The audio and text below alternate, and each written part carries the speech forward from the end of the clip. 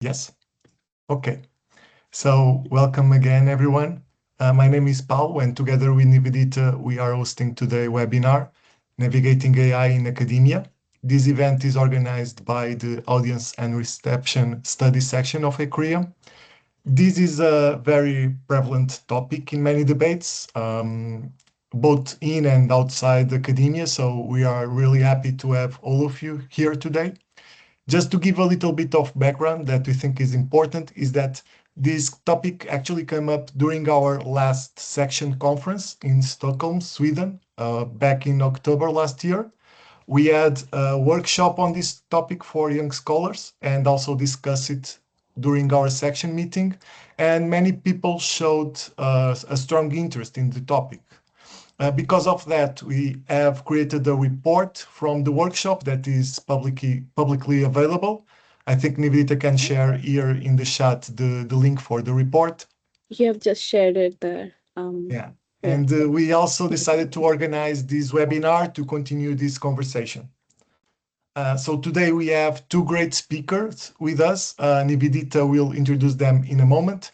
But for now, just to clarify the structure of this webinar, we'll begin with these two presentations, which will take about 15 minutes. After that, we'll have around 30 minutes for open discussion, so everyone can share ideas and ask questions. And now I will pass over to Nivedita to introduce our speakers. Thank you. Yeah. Right. Again, good afternoon to everyone, and evening if it is evening at your place. I would actually invite Professor Christina Silva and Professor Dennis Nguyen. And so Christina will be focusing mainly on how the availability of Gen AI raises a lot of questions for qualitative researchers and the practice of data analysis. And this is going to include a lot of aspects like data security, privacy, informed consent, and how it also impacts socio-politically and other environmental consequences. And then followed by that, Professor Dennis Nguyen is going to focus on the AI imaginaries and risks of fragmentation in academia. I think that is going to mainly highlight or talk about what kind of risk it possesses and how it impacts the education sector. I'm going to stop talking now and I'm going to give it over to our speakers without any further delay. I think we're going to start with Christina first. Thank you very much, Nivedita, and thank you very much for the invitation to be here. I'm just going to see if I can share my screen. Can you see my first slide? Yeah, fabulous.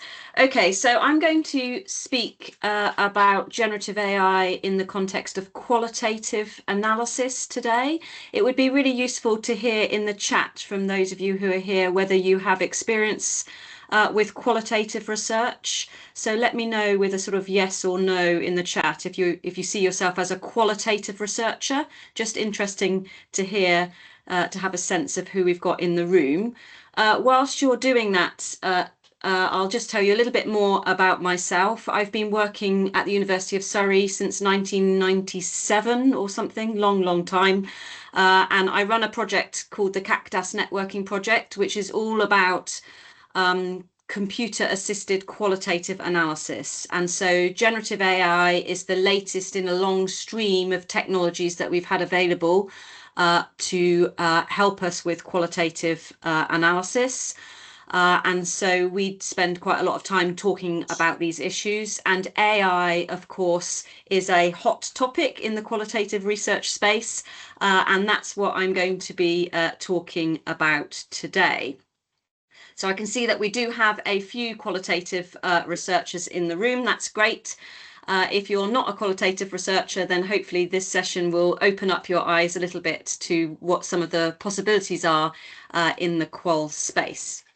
Okay, so without further ado, the first thing I want to say is that this is a very contested area. There are lots of very strong opinions about whether we should be using AI for qualitative work or not. And there are basically sort of three broad perspectives with a lot of nuance within them. But some qualitative researchers are very skeptical. They're very worried about the potential dangers of using AI for qualitative work and are quite resistant to it. Then on the other side, we have also lots and lots of advocates. So since ChatGPT was released in November 2022, 3.5 years ago now, lots of qualitative researchers have been experimenting with the possibilities, and some of them are very excited about what that might lead. And then in the middle, and this is probably a larger group at the moment, certainly within the academic sector, there's lots and lots of students and researchers who are really unsure about exactly what's happening in this space, what that means for their work, and they feel that they need to know more before they can take an informed position. And some of you might be in that situation today. What that means for us is that there are a variety of different claims being made. So the advocates are claiming that AI is completely changing the way that we do qualitative research, and that that's a good thing. It's revolutionizing, and revolutionizing is seen to be a positive thing from that positionality. And as I said earlier, there are lots of experimentations. There's lots of excitement about how we might be able to do qualitative analysis quicker, better, and at a larger scale than has been possible previously. But there's a lot of pushback against that. There are many people who say we shouldn't be seeking to do qualitative work quickly. It's a slow, careful endeavour. It should take time. That's a characteristic. That's a good thing. And there are others who are also very concerned about the ethical and methodological concerns, and I'm going to be talking about a few of those today. But first of all, I want to say a few things about what's possible. So generative AI is the latest form of AI. There are other types of AI which are not generative, but I'm speaking about the generative AI capabilities that derive from large language models. Okay, and what that looks like in the qualitative research context. And so there are 5 core capabilities deriving from large language models that are being harnessed for qualitative analysis. The first one is generating things, so the generative in generative AI. So qualitative researchers are using those capabilities to get ideas for their projects, to brainstorm at various stages of their work, and also to create data. The creation of data is definitely the most controversial use of these technologies, but that is happening in some contexts. Then we've got the ability to converse. So I'm guessing that many of us here today have tried out ChatGPT or a similar chatbot type platform, in which case you will be familiar with asking a question, getting a response from the AI, and then asking another question. You're effectively having a dialogue, a conversation. And so that capability allows qualitative researchers to ask those kinds of direct questions of their data. And that's a very different way of engaging with a qualitative transcript of an interview, for example, than has been possible previously. So that direct conversing capability. Then we've got the capability of summarizing. Large language models can take a large amount of data and reduce that down, condense that down, summarize that, synthesize that into a smaller, more easily digestible form. And summarization is a very common activity in qualitative analysis, actually. And so that's one of the reasons why researchers are quite excited about large language models. Then we've got the ability of converting. So using this technology, we can also turn one thing into another. So if you've ever asked a chatbot to create an AI image for you, then you're converting a text prompt into an image. So you're turning text into images. In the qualitative context, this convert capability is largely used to convert audio into text, which is transcription. And if you've done qualitative research previously, you will know the time-consuming, intense nature of transcribing yourself. And so lots of researchers are quite excited about the contribution that AI can make to verbatim transcripts. And then finally, we've got the capability of labeling. So in qualitative analysis, we normally talk about coding, the qualitative coding activity as being a form of labeling. And we can also turn to large language models to help us categorize and tag content in a variety of different ways. So these are 5 very broad capabilities that come from large language models that researchers can use in a variety of different ways. But how are they using them? So it's really important, I think, to take a methods first approach to any technology, because we're using technologies to enact our methods. And so therefore we like to think about a qualitative workflow. Now, those of you who are qualitative researchers will know there are many different analytic approaches to the way that we transform our qualitative data into meaning. But broadly speaking, we design a project, we might need to review what's already known in our topic area. That might be a formal literature review or something more informal. We may need to gather, to collect data to inform our study. If we're collecting new data, that might need transcribing. We need to familiarize with that data. We need to categorize what's interesting and meaningful within it. We need to interrogate the patterns and relationships within those categories that we make. Then we need to interpret. We need to decide what it all means before we can communicate it to our various audiences. So this is a kind of common high-level overview of a qualitative workflow. Clearly, if we do a discourse analysis, we do that differently from if it's a thematic analysis or some other type of analysis. But broadly speaking, that's a fairly common workflow. And what I've done here with this Sankey diagram is to map those 5 capabilities I just outlined onto those broad stages of the qualitative workflow. And the most important thing to take away from this diagram is not exactly where each line goes to and from, but it's that the 5 on the left have potential throughout the qualitative workflow. And it's that broad potential that large language models bring to the qualitative workflow that is causing so much interest, but also so much controversy in this space, because potentially we can choose to use AI throughout a qualitative project from beginning to end. And that raises a number of really significant issues that we need to navigate as a community. And so I just want to spend the rest of the time that I've got today just outlining what some of those issues are that we need to navigate.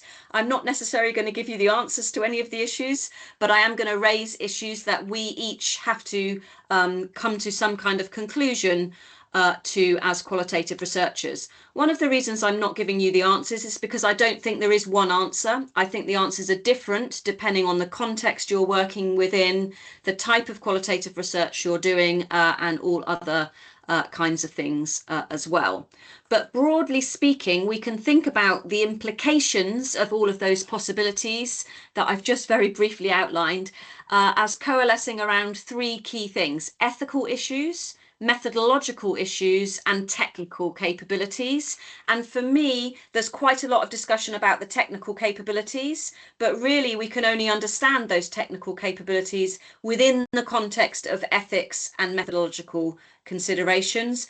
And that all ties around what it means to do qualitative research. What are our values as social researchers, and how do these new technologies influence those values or make those values more important, or maybe compromise those values?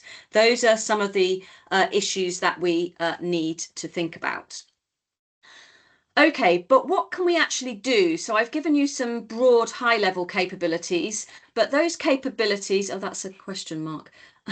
Those capabilities are packaged into tools in a variety of different ways. And broadly speaking, that's to do with summarizing at different levels, coding, both inductively, so bottom up from the data, deductively from theory, and so on.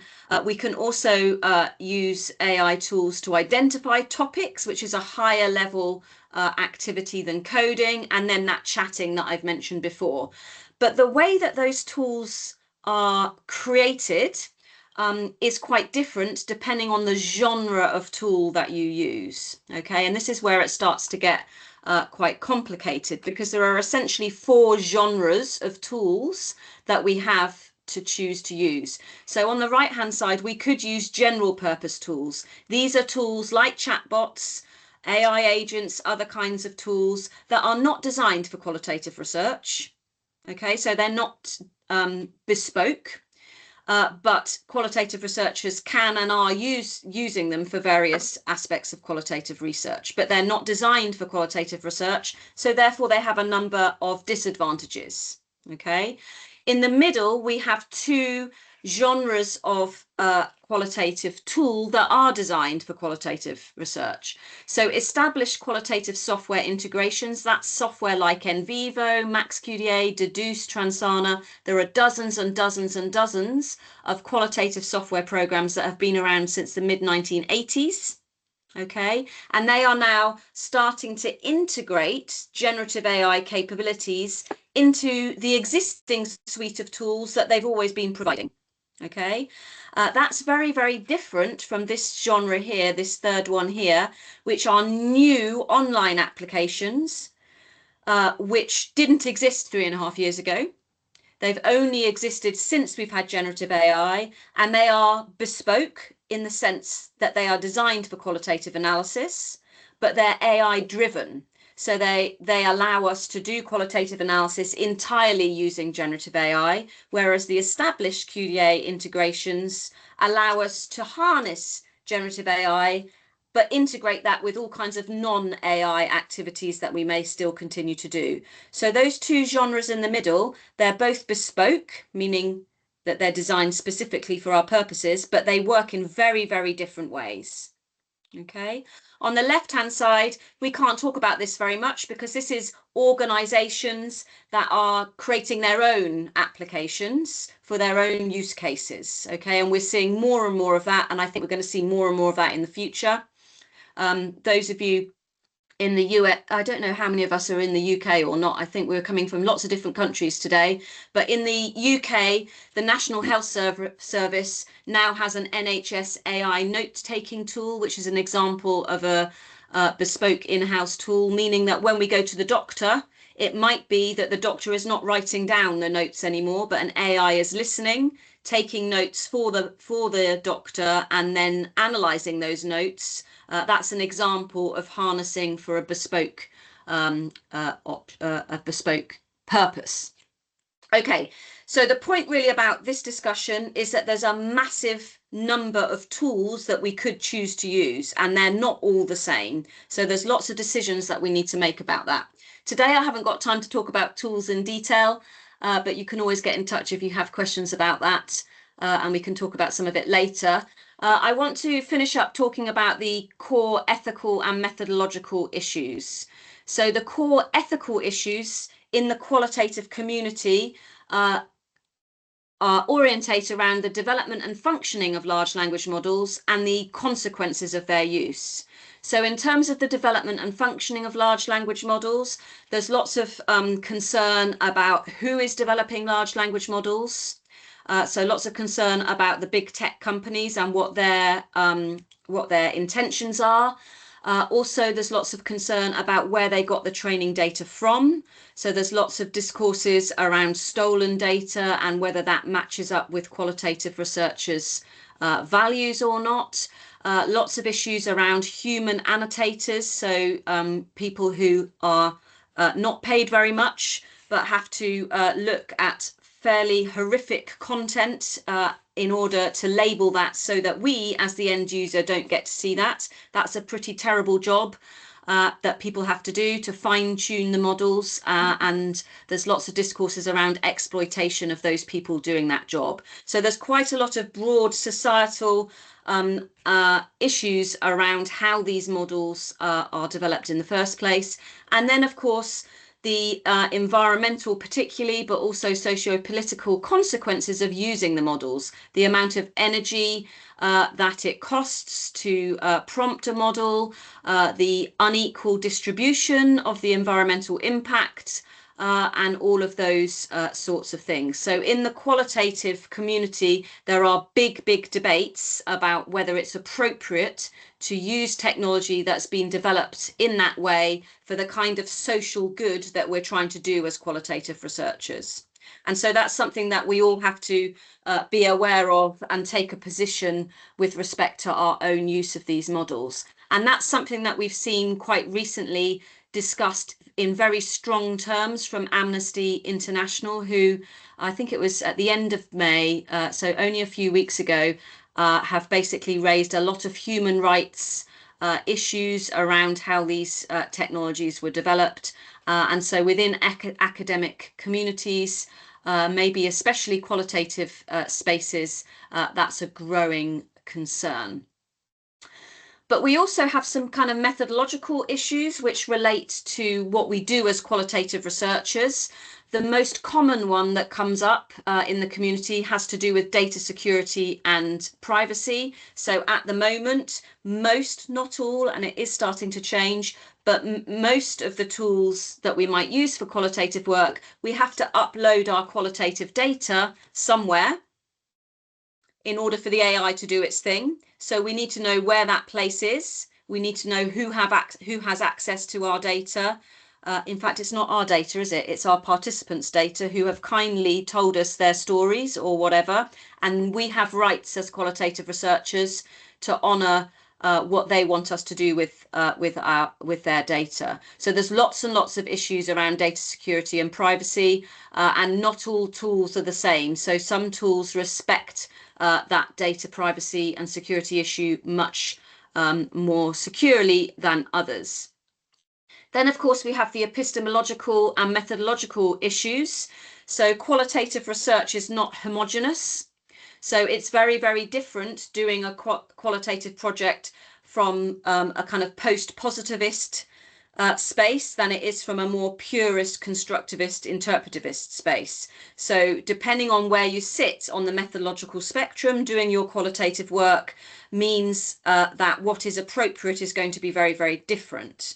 And so it might be that for some of your qualitative projects or some stages in a mixed methods project, it might be appropriate, whereas in a different project, it might not be appropriate. And that's one of the reasons why there is no one size fits all response to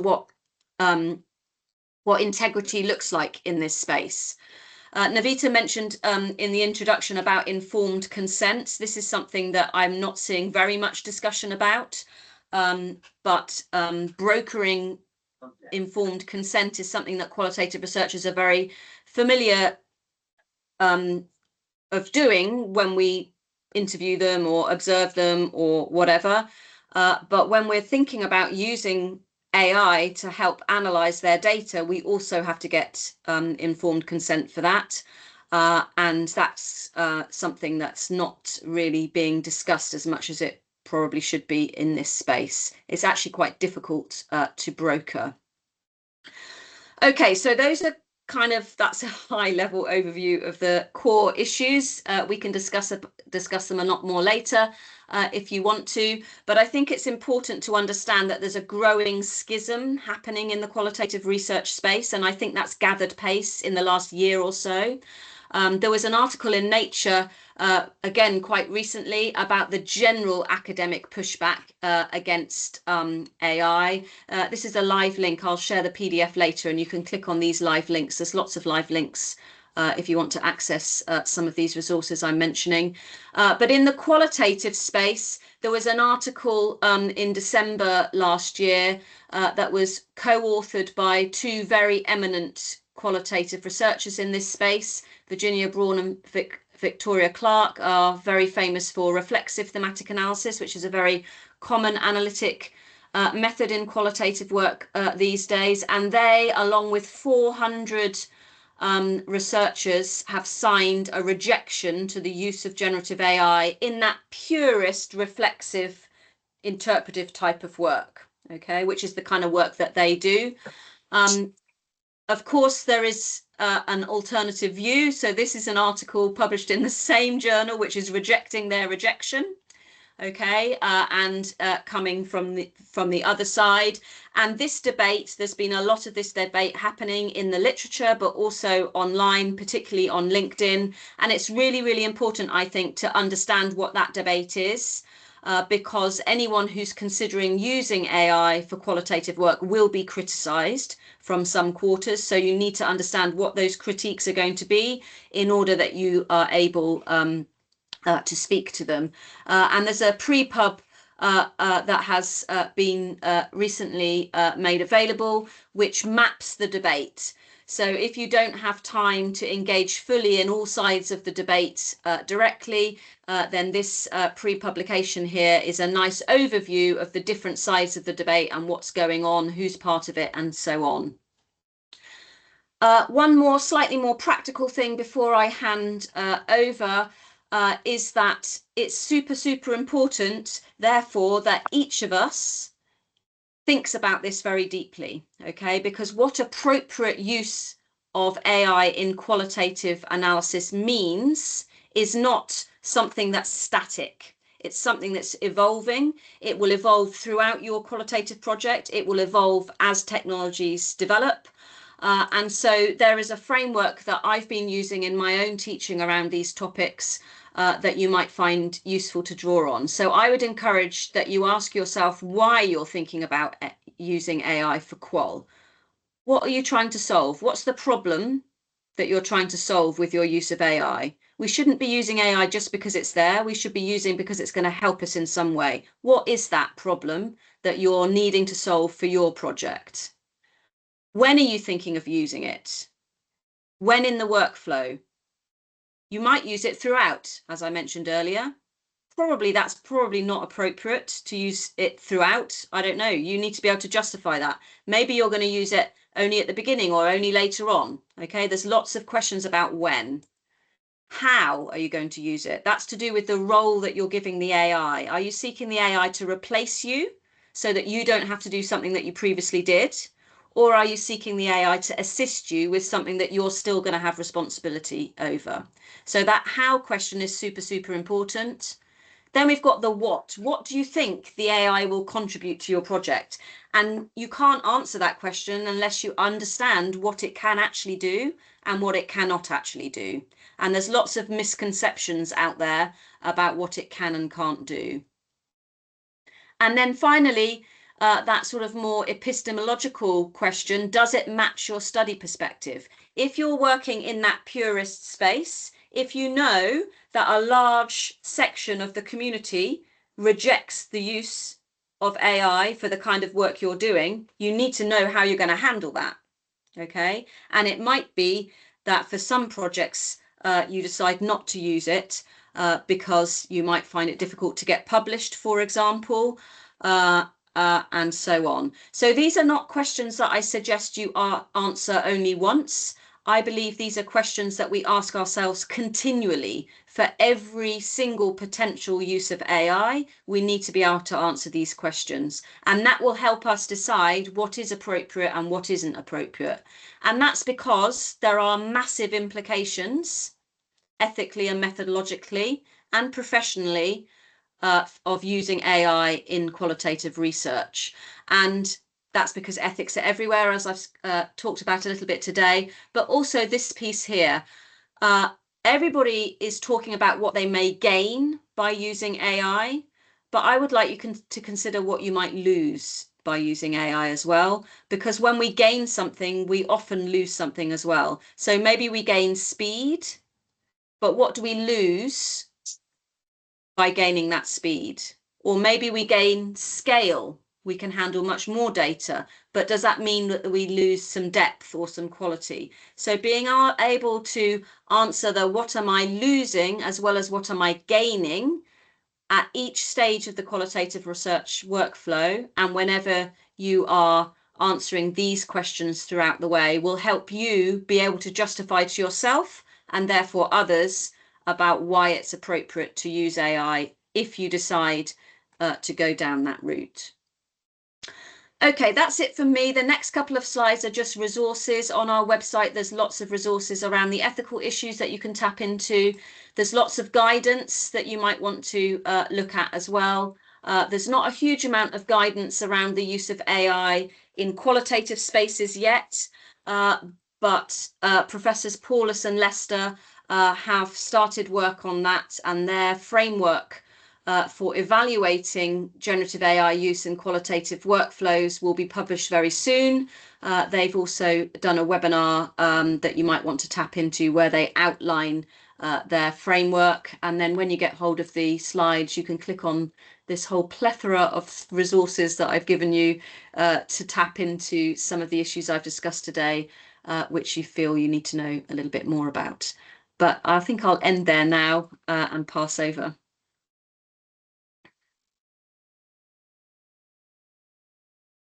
Thank you so much, Christina. I would now request Dennis to step in and take the floor. Yes, thank you so much. Thank you for this very insightful and already thought-provoking presentation. A lot of the things that I'll talk about will rhyme quite well with what Professor Silva already presented. I take maybe a little bit of a bird's-eye perspective, look at, academia more broadly and what these, rifts that were already implied mean for, young scholars and how to, find their own positionality, articulate their position and navigate this, this dual role that many will have as educators and researchers. And it is extremely confusing, and even if you spend a lot of time with this matter, such as I do, it stays confusing. So what I will do, I will share some insights that I collected over the past 3 years, basically, as someone who researches LLMs in process of knowledge generation in academia, but also in professional fields, how organizations use AI, and especially as Professor Silva did, I focus here on LLM-driven generative AI in the talk for today specifically, but also reflecting on our own profession as academic scientists. How does it change how we do things? And we can see here quite some different trends between traditionally somewhat separate academic and scientific traditions, and some of these differences make sense, but they raise a lot of critical questions and may also at the same time point to moments for more interdisciplinary collaboration. So I'll talk a little bit about how I research AIs from the AI imaginary perspective and what it means for knowledge production. That includes both research and education, but also it's somebody who uses LLMs to some extent for his own research. I do a lot of text analytical, media analytical research with LLMs. I'm somewhere in between. When Professor Silva asked, are you qualitative? I wanted to say yes, but I'm more in the middle. I'm, content analysis that is often, starting qualitatively and then becomes quantitative. And here I also see the potential of LLMs if we do it critically. So I will reflect on that. And wrapped up a little bit also in my mandate as someone who shapes policy at my university or co-shapes policy for education and also for research.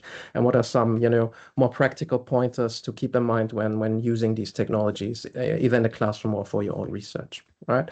I prepared for 25 minutes, so I'll try to keep it short, but I'll probably need a nudge from our kind host to, to wrap it up at one point. But I'll also try to skip things that have been already quite clearly, mentioned in the previous talk. So basically, I already did that. First, obviously, at least for me, it's quite a polarizing issue in academia. And, that is not surprising because it's a super, polarizing issue in society at large, where we have a certain group of people with a lot of influence, diverse only to a certain extent, obviously, trying to determine what the role of AI in general should be in society, which, has been countered by critical voices, in the public sphere. We see at least in the global north, if you want to call it like that, while on the ground, many organizations, professionals pick up these technologies and also echo these, ideas of AI still salvation as propagated by these sort of gentlemen, there's a bit of a backlash. And what I find interesting here is that, we find the same rift in academia and, among, scientists and academics themselves. So it's multiple fragmentations, multiple conflicts, right? public discourse, governance versus, civil society organizations. You have big tech versus local grassroots movements, and then you have academics all over the place, which on the one hand is great because it shows, academics have impact and play a role in all of that, but it can also super confusing if you go about your job as an educator and a researcher, especially in fields, and I would say, qualitative research, humanities, social sciences is one of these fields where it's particularly, divisive in a sense, because we also see, as I said earlier, that in some academic traditions, in the STEM subjects, for instance, the adoption and the readiness to adoption is actually, quite different. So yeah, we have this super polarized environment, and that is not entirely rhyming with what is happening, in front of people's computers or mobile phones. They use it all the time. So what I often think about is, okay, how can we explain these rifts? What are the histories, and what are ways forward to critically engage with these technologies without buying into the hypes and figuring out, as was proposed earlier, verifiable, validatable, reliable, and ethical ways of deploying the technology. And here, while I agree a lot with the empirical evidence that especially supercritical, voices articulate that have a more, negative AI imaginary, right, about how it is being presented today, I also fear that in this polarization, a lot of potential for, constructive critical, conversation gets lost, and you're sometimes being asked, okay, you need to make a choice now.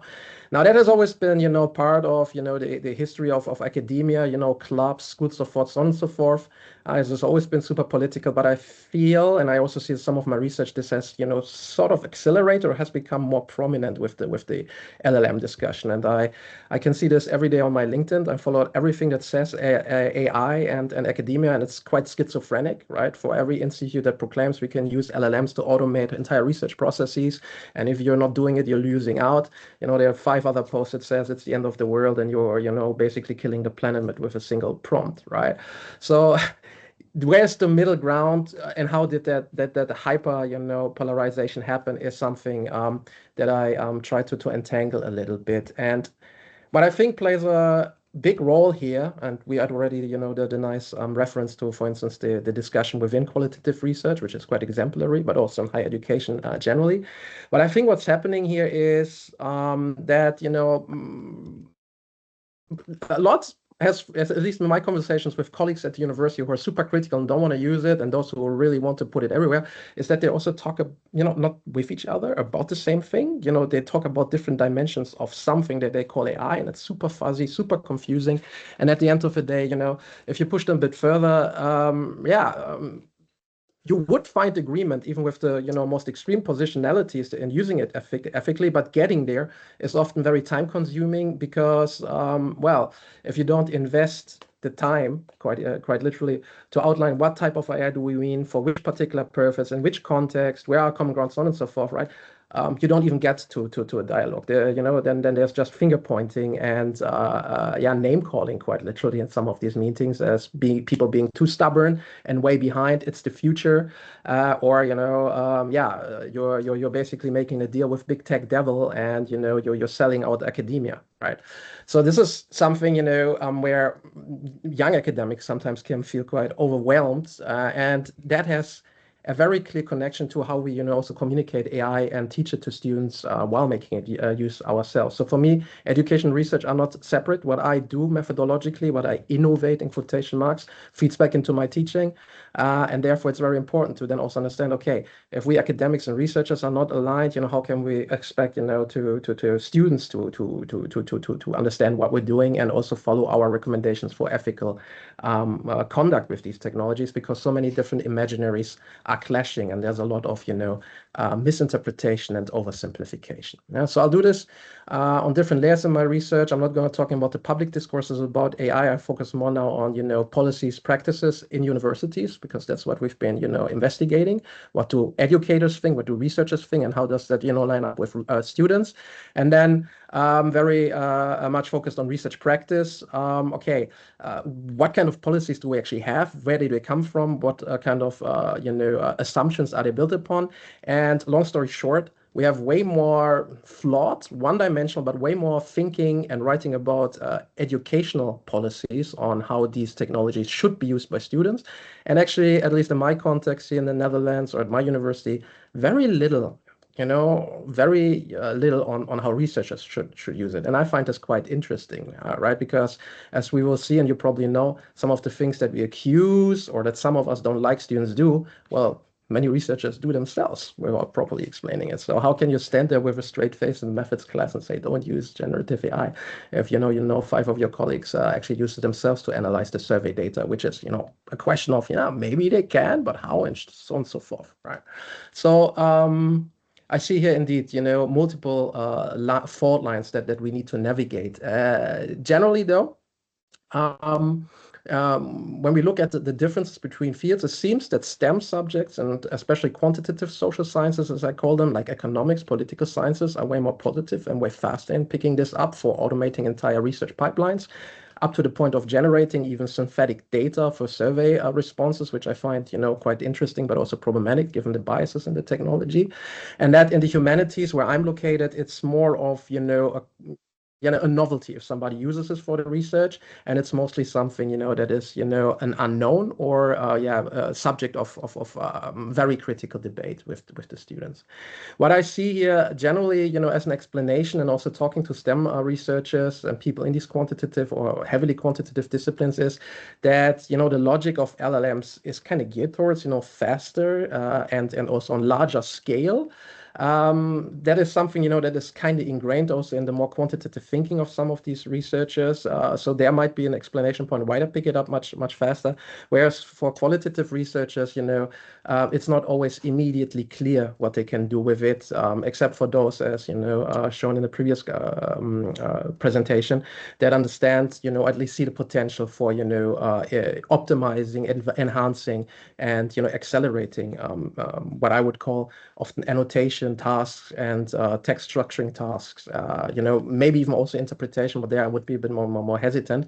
But for instance, when I talk to somebody who does content analysis on large scale, for them, the use of LLMs is a bit more, visible than somebody who does postmodern reflection on XYZ in, I don't know, French cinema of the 18th century, right? So it's really also a bit dependent on the historical background of the tradition that somebody associates themselves with. Yeah. Now, in higher education, the one thing that we can take away from the research about these AI imaginaries and these different views on what this technology can do is basically all the worries, legit worries about plagiarism and fraud aside, that still drive a lot of the discourse. It's mostly, that at least at our university here, we completely misunderstood at the beginning what this technology is being used for. It was just, entire policies were built on the assumption it is just for, fraud. People, generate text. They don't do anything themselves anymore. Now, what our research showed actually that both teachers and therefore researchers in many cases and also students use it for way more diverse purposes. And maybe the most important one that we observed for the students, also at research master's levels and PhD level, is actually having like a sidekick, a tutor, a 24/7 person in quotation marks to talk to have stuff explained rather than just generating coursework or something like that. So we saw here that we had a complete misunderstanding as educators, partially because at my faculty not many people work with these technologies, what these technologies are put for which use they're put to, and that was complicated by extremely emotional attitudes towards technology. Right. Now, if you're a student and you have all kinds of actually quite legit reasons because of the system, how we build education, to look into these shortcuts and supportive technologies. If you encounter this sort of sentiment as, for instance, exemplified here in an open question to a survey from a lecturer, right? Well, then you have some issues, right? So we have multiple, front lines here where we have potential for conflict, friction, so on and so forth, between students, because also between faculties there are differences, between students and lecturers, and they kind of, depends on kind of, which kind of lecture they have in the classroom, how the technology is being, conveyed to them, aside from any of the overarching policies, right? Now, what's the link to research? Well, precisely because if they entered in my class, somebody who works with computational methods has a bit more, I like to think, sober thing on the look at the whole thing, right? They encounter a completely different framing of the technology as a potential, if critically applied, component in the research pipeline, compared to somebody else who, from the outset, disregards the whole thing and, criminalizes basically under penalties, that can be quite harsh, any use of the technology in the classroom. So we have a little bit of a, ambiguous situation at my university. We are quite free how we want to teach and also utilize Gen AI more broadly in the classroom, which is great because in some courses there might be more room to use it than in another, but it also causes, quite some confusion and makes it very difficult for students to understand, okay, where's this guy coming from? Why is he more positive about the whole thing compared to the other one? And what am I going to do with that, right? So a lot of that, what we see in the classroom here is already pre-framed by a lack of also communication among staff, more dialogue about, okay, what are our research traditions, what are our methodological, preferences and assumptions, what is epistemology for you and me, and so on and so forth. I think, if I want to frame it positively, here's now a moment, to have these conversations because we bring it back into the classroom. And, again, if we don't align, at least on some basics, which I believe we can, how can we, penalize students for things that, happen left and right to us because we don't have a sort of standard efficiently articulated. Yeah. Now, in research itself, it's even worse. At least we have some sort of policy to develop, and build on and iterate, and it links back to research because it raises the question, okay, who am I as an educator? That is for me also a question, who am I as a researcher? So that's good. But yeah, there's not much. We know that, as we've seen earlier for the field of qualitative research, it can be used for basically the same things that students get accused for, right? And that they use it for: ideation, literature review, methods design, data analysis, writing, so on and so forth. But aside from some vague guidelines, what's okay, what's not okay, it really depends on, your faculty, your department, and even if you're a PhD candidate, your supervisor, right? I quite literally had a situation where, a PhD candidate who's not one of mine told me, well, I will never be able to do anything with LLMs, even though I find some application potential for data analysis quite interesting, because my supervisor hates that thing, and I will never, be able to get further if I do that. Which is like, okay, again, this is history that always existed to some form, but it raises question about, okay, is that the right way to engage with this technology and push further critical innovation of also our own methodology? So I see additional baggage for young researchers to be able to articulate their own point of view or engage in something where quite apparent power hierarchies within, PhD education play a role. So that's, I don't have a good solution for it, and maybe it's something, for PhD supervised departments to look at themselves and facilitate here more nuanced discourse. But I definitely see here, parallels to how some lecturers in the room, look at their students just on a high level of, of research and junior researchers. Just some slides to confirm what I said earlier. We see a fragmentation here, though, between the fields. So it depends on your discipline. This is by Anthropic. It just came out last month or a couple of weeks ago, right? That especially economics, political science, so on and so forth, use it a lot. And I can anecdotally confirm that because every post that says, you need to use AI in your research is usually from a business school or management school, quite interestingly, followed by, somebody in the hard sciences. And in my field, broadly speaking, communication media, it's a bit less. So what I constantly think about, when there are these differences that already existed before in these disciplines, what are the consequences of that? Because at the end of the day, LLMs are actually an interdisciplinary research subject, right? So an LLM is quite interesting. It uses data, statistics, algorithm, yada, yada, yada, but it is often prompted in text, right? The instructions in a system prompt, in a user prompt.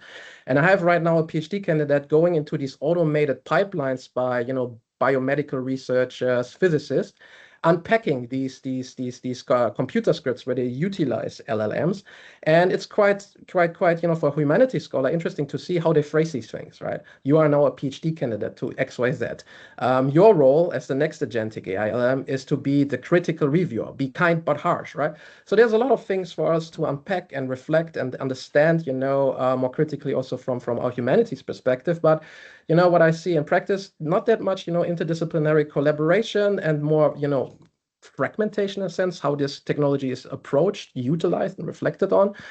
And I think there are very reasons that we can point to. A lot have to do with, you know, the economy of you know, of a scientific, you know, of the scientific wider domain, more publications, you know.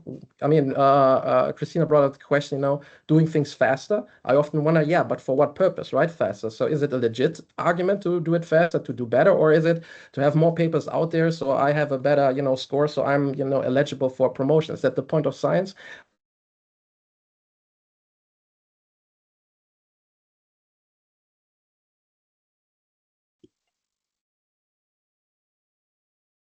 I believe we have a technical issue right now. Yeah. So let's wait a little bit just to see if we can have Dennis back to the presentation, which was being very engaging.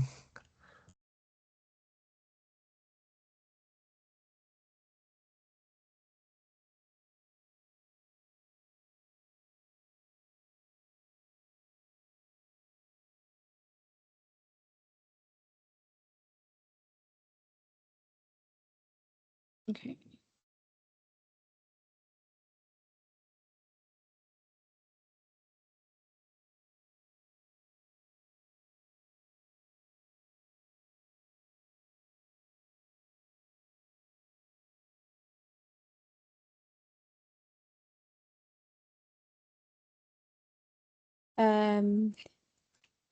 Are we back? Are we waiting?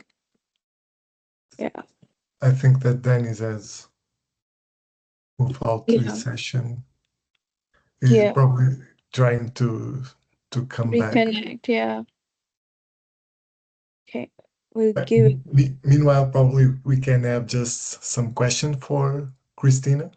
Just anticipate a little bit the debate. There'll be time for an open debate at the end, but for now, I guess that someone was trying to raise his hand before Dennis start his presentation. So if anyone wants to just jump in and ask a first question, that will be very much appreciated while we wait a little bit for Dennis to come back and rejoin us. Just one point. The session is still being recorded, so if you don't want to be recorded, you can put the question in the chat. The chat, yeah. And yeah.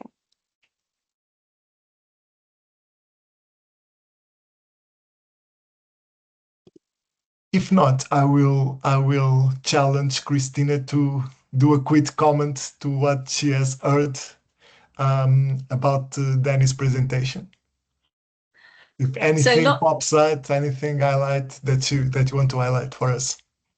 So I think there's lots of synergies in what Dennis was saying from what I was saying, but I really like the kind of what he said at the beginning about the multiple rifts, the multiple polarizations happening at different levels and places in the world.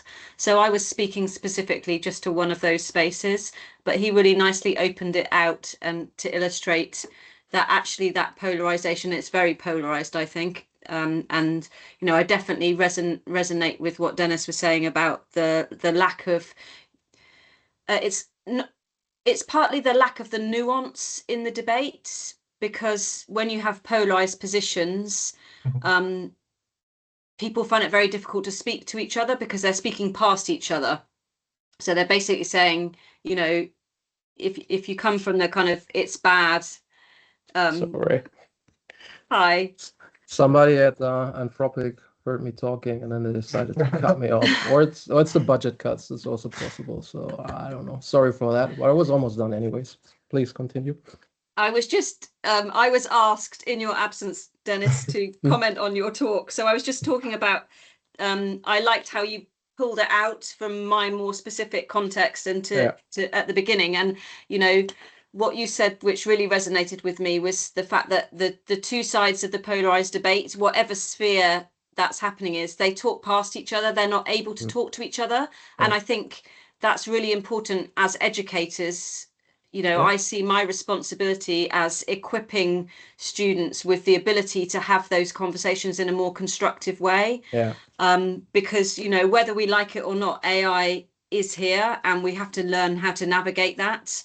And, you know, one of the things I really like from what you were saying is, you know, understanding how difficult that is when the debate is so polarized, and what we can do as educators to combat that, I think is a really important thing to talk about. Yes, no, definitely. And, you know, what I say sometimes a bit polemically is, I mean, I agree with all the, you know, the empirical examples of the big critics of AI, right? That the environmental harm, you know, you mentioned the labor that goes into all these annotations, so on and so forth, right? But it's also true, you know, that, you know, these are individuals with, you know, with a career, with a profile, right? It's also, you know, beneficial to be, you know, quite, you know, for their own agenda to position things in a certain way. And it needs some people, you know, who are a little bit more willing to you know, take a more sober look at things, to reconcile these different perspectives, right? To offer a third imaginary, so to speak. So there's, you know, if you simplify it, AI, gonna revolutionize everything, and then no, AI is gonna be the end of the world. You know, that's unfortunately quite true for many of these stories. Okay, where are we in the middle, right? And I think, you know, what is very important for me in my own work, and I'm not going to show the slides, I'm going to summarize it very briefly, right? Very concretely. If I make very small assumptions about what I can do with it, you know, then it's easier for me to justify the use, you know, and also validate it. For me, the big thing is validation, right? So if I use, for instance, Generative AI, I use a lot for helping me optimizing my computer code because I'm messy, and here I really want to save the time, because why spending, you know, half a day browsing the internet to fix that error that I never memorized how to fix it, and, you know, whatever it is in Python, and just not have it in seconds in you know, in ChatGPT, Codex, on Anthropic, right? Ecological cost aside, I think that's all right, because I can verify it. I can, you know, validate it. I can say, actually, no, it works, and this is supposed what it needs to do. And I scale this even up a little bit, right? Maybe I want to have a vision for statistical test or analysis or method that I know by heart. I just want to have it computationally scaled up for whatever reason, and then I get the code and I can validate it, right? Where the more of an issue is using LLMs, and I'm experimenting with it now. But, you know, I was hesitant for a long time using LLMs to annotate. So I do a lot of media text analysis. Imagine tens of thousands of news articles, content analysis with computational methods, right? And what I get often annoyed with is if I use the traditional computational methods, they give you these very inflexible, you know, representation of keyword clusters and stuff like that. And I need to interpret it, which is great. But, you know, sometimes I wish I could use the same cognitive, you know, flexibility as somebody who can hire 5 human, well-aligned human annotators, you know, to quantify the presence of higher level concepts that are more context dependent, right? I think LLMs sound awesome here, right? But, you know, in my own experimentation a couple of years ago, I thought, well, it's not really, you know, reliable. I don't have any protocols. I would need to develop these protocols myself, you know, to show I can actually trust that thing. But, you know, this is just work that needs to be done. So, you know, what I often tell, for instance, in master students in a data science program who want to use this kind of LLM application, I'll tell them, okay, first, make sure that whatever instructions you feed it, you iteratively, you know, experimented with them. You can justify how you arrived at one prompt, because, you know, they're very prompt sensitive. So there needs to be a bit of a, you know, archival process. How did you change it and why, with some evidence, you know, exploratory, but recorded. And then, you know, make sure if you use an annotation scheme that you first tried it yourself and got another person, you know, who is not you, to agree with this annotation scheme, a good old human standard, so to speak, right? That you can actually, you know, say, okay, I made sure that's intersubjectively reproducible, and you can do, you know, inter-annotator scores and whatnot. And then run it through the LLM. Run it through the same prompt 50 times and check the stability of the output, because there will always be a bit of variation. So can you quantify the acceptable degree of variation, right? Because it will always be, you know, slightly different than non-deterministic. But if you can do that, you know, maybe you can show, well, most of the time, you know, it's reliable. It does the same thing. and then pull a random sample and check if you actually agree with the annotation, right? So what I see, is very much needed for this sort of work is specific protocols, how to prompt, how to keep the prompting process, transparent and accessible, and also how to assess the output of an LLM, right? And here I tap basically on things that you learn if you do, methods course in communication science, or something like that for content analysis. But it's my slice, right? So maybe completely different approaches needed, for different methodological application of LLMs. But mostly, it comes back to a question, do you really need it and what for? Can you validate it? And then, yeah, sure, give it a shot. Because again, the big questions aside, about big tech dependency and whatnot, well, you had the same problems with, I don't want to anthropomorphize, LLMs in any way, actually. But, I also think the problems are not new when it comes, to validation and in, setting standards. So use this toolset and knowledge in order to make, if you think you can and should use LLMs, to make it more defensible and, substantiated, right? So that's maybe, the most practical advice that I have. So usually, this very systematic approach to prompting and also, figuring out if you want to scale up, that is, right? If you want to, for instance, use an LLM to not annotate 50 open answers, but 10,000 or whatnot, yeah, then you need to think of some metrics, I believe, right? And heuristics exist that you can tap into. And the final bit of advice is if you really use LLMs for helping you with references, which I sometimes do because I'm lazy with API 7 or whatever, always triple check because these things still hallucinate, right? They can be great and they can be crappy at the same time. And that's, why you need to take a critical and methodological approach to them. Right? That's basically it. Thanks. Yes, thank you so much, Professor Dennis, for your presentation and for this practical advice that you share with us. I think that there is a lot to reflect about from both talks. We'll now move to the open discussion part of the webinar. So for those that might be watching the recorded version of the webinar, we hope this session has been useful. You can always join our section as an ECREA member, and you can follow our section work on LinkedIn and join our Facebook group. I will now ask Nivita to stop the recording, and I will pass over to her to collect the questions from the audience.